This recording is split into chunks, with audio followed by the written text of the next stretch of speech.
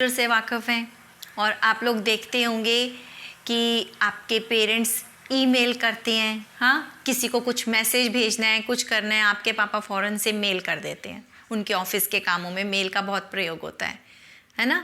और आपको किसी को मैसेज भेजना हो, आपको किसी को संदेश भेजना हो, तो आप क्या करते हैं?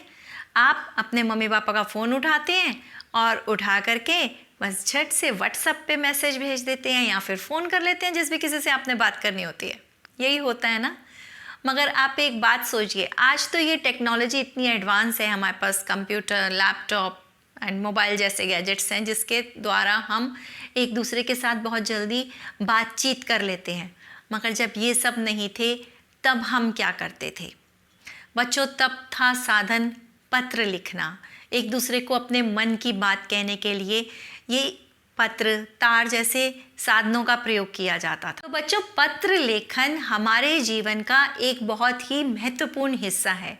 इसके द्वारा हम अपने परिचितों, जान पहचान वालों को अपने मन की बात, अपनी सारी जो भी हमारी फीलिंग्स होती हैं वो सब हम लिख करके उनको बता सकते हैं तथा व्यवहारिक रूप में भी एक दूसरे से पत्राचार करने के लिए हमारे लिए पत्र बहुत महत्वपूर्ण होते हैं।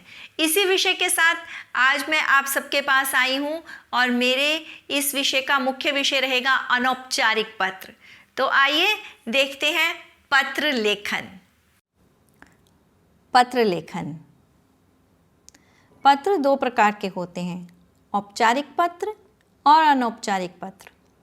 औपचारिक पत्र वे पत्र होते हैं जो कि हम लोग प्रधानाचार्य या फिर सरकारी अधिकारी या फिर पुस्तक विक्रेता आदि लोगों को लिखते हैं, यानी जो कि हम लोग बहुत ही फॉर्मल लिखते हैं और उसमें हमारे को भाषा का भी प्रयोग बहुत सोच समझ के करना होता है।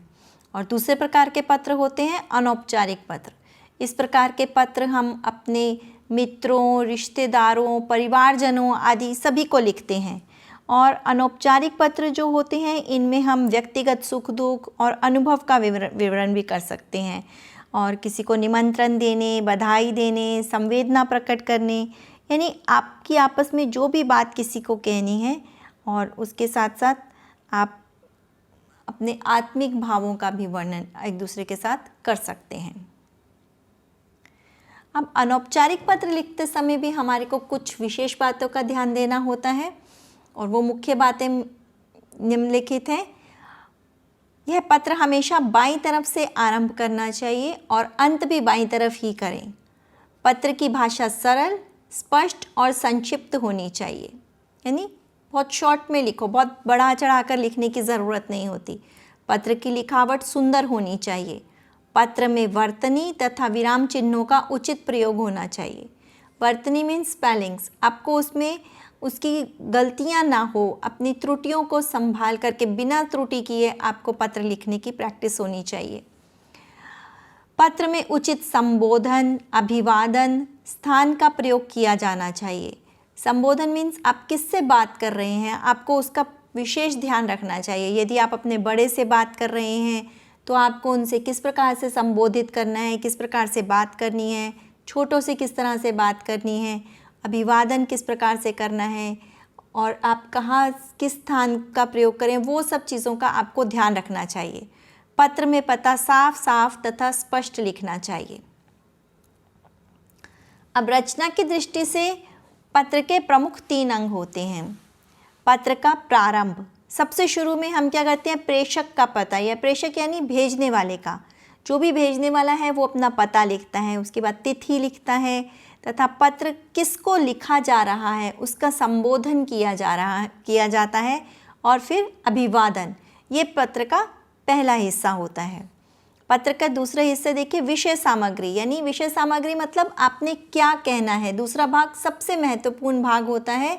इसके अंदर पत्र लिखने वाले के मुख्य संदेश, विचार विमर्श की बातें लिखी जाती हैं और इसके अंतर्गत लिखी जाने वाली बातों में आपकी भाषा सरल और स्पष्ट होनी चाहिए और संक्षिप्त लिखना चाहिए आपको और प्रभावशाली तरीके से आपको लिखना चाहिए। तीसरा भाग होता है इसका बच्चों समापन। इसमें अनौपचारिक पत्र का यह अंतिम भाग माना जाता है और इसमें पत्र लिखने वाले का नाम तथा हस्ताक्षर होते हैं।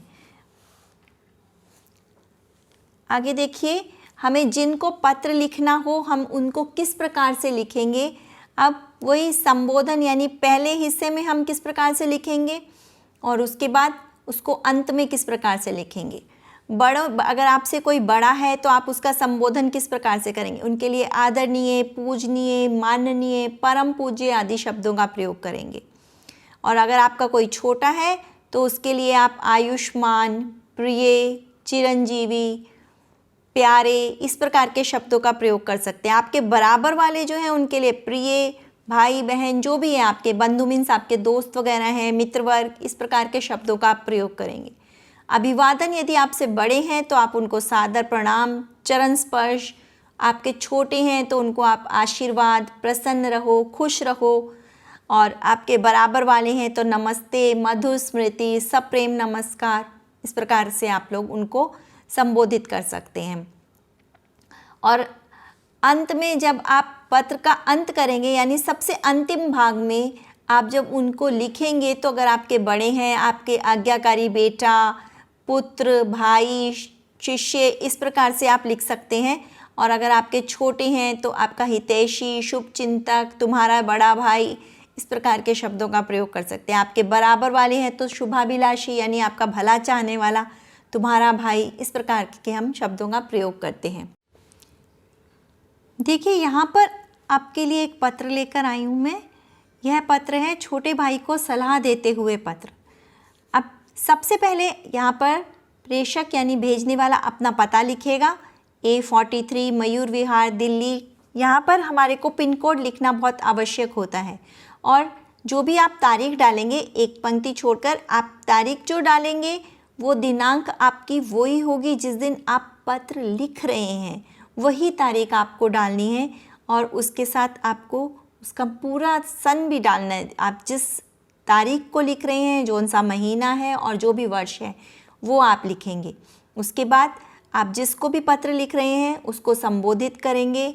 यहाँ पर छोटा भाई है तो हमने लिखा है प्रिय वंश, मधुर स्नेह।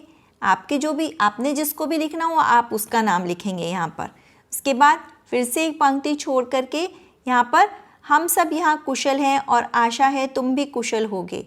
यहाँ सबसे पहले हालचाल पूछा जा रहा है और उसके बाद जो बीच का हिस्सा होता है ये बहुत महत्वपूर्ण होता है, बिकॉज़ इसी में हम अपनी सारी बात बोल रहे होते हैं।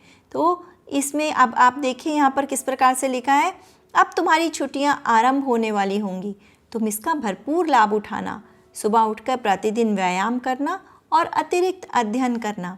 पाठ्यक्रम की पुस्तकों के अलावा पढ़ा गया साहित्य न केवल हमारा मनोरंजन करता है अपितु ज्ञान में भी वृद्धि करता है।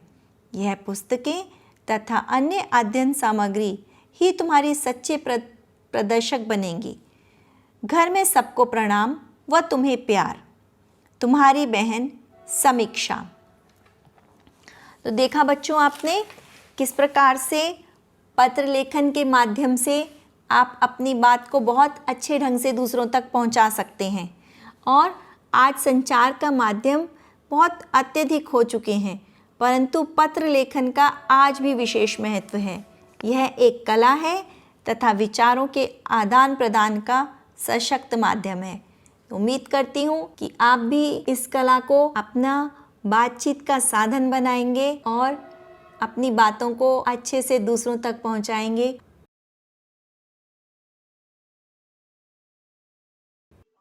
धन्यवाद।